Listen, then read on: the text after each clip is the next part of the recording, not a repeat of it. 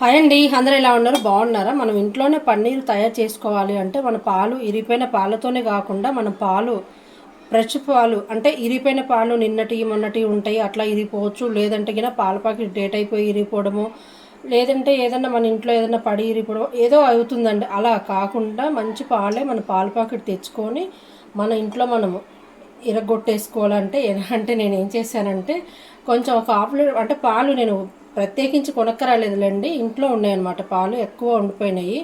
సరే ఎందుకు అలా పెట్టి పెరుగు పెట్టినా తినట్లేదని చెప్పేసి కొద్దిగా ఒక అర టీ స్పూన్ పైన నిమ్మకాయ పిండి పాలల్లో వేసానండి. చక్కగా చూడండి ఈ విధంగా ఇరిగిపోయినాయి పాలు. మంచిగా చూడండి ఎంత బాగున్నాయో, మంచిగా ఇరిగిపోయినాయి. కాబట్టి అప్పటి నుంచి నేను ఒక గంట పైన ఏంటంటే ఇలా పెట్టేస్తాను, గిన్నెలో పెట్టేస్తే చక్కగా చూడండి మొత్తం ఉన్నే పాలు మొత్తము అయిపోయిందనమాట, కిందికి వెళ్ళిపోయినాయి కదా. ఇప్పుడు ఒక మంచి క్లాత్ తీసుకొని, తెల్లటి క్లాత్ తీసుకొని మనం కట్టేసుకుందాము.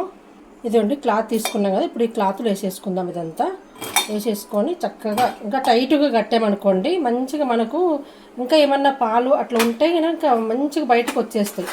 అదంతా పాలంతా పోతే సాయంత్రం వరకు అలా పెట్టేసుకొని, లేదంటే మీరు నైట్ అయినా పెట్టేసుకొని చక్కగా ఒక బరువు ఏదన్నా రోలు లాంటిది ఏదన్నా బరువు ఉండేదనుకోండి పెట్టుకుంటే నీకు మంచిగా చూడండి ఇది టైట్గా అయ్యే కొద్దీ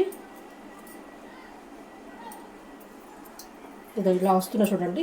అప్పుడు గురించి ఒక గంట సేపు ఉన్నాయి కానీ ఇంకా పాలు వస్తున్నాయి కదా.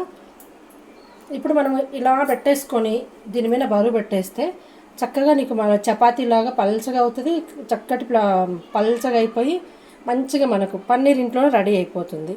మనం ఇంట్లో పాలతో మన ఫ్రెష్గా చేసుకొని అది ఎప్పుడెప్పుడో పెట్టుకో అంటే ఎంత డేట్ ఉండి తెచ్చుకునే కానీ అది ఎలా తయారు చేస్తారో మనకు తెలియదు, ఎట్లా చేస్తారో. అందుకని మనం ఇంట్లోనే మనకు కావాలనుకున్నప్పుడు ఈ విధంగా ట్రై చేసుకొని రేపు కావాలనుకోండి, మనం రేపు పన్నీర్ కర్రీ వండుకోవాలనుకున్నాం అనుకోండి, ఈరోజు ఈ విధంగా చేసుకుందాం. ప్లీజ్ నచ్చితే లైక్ చేయండి, షేర్ చేయండి.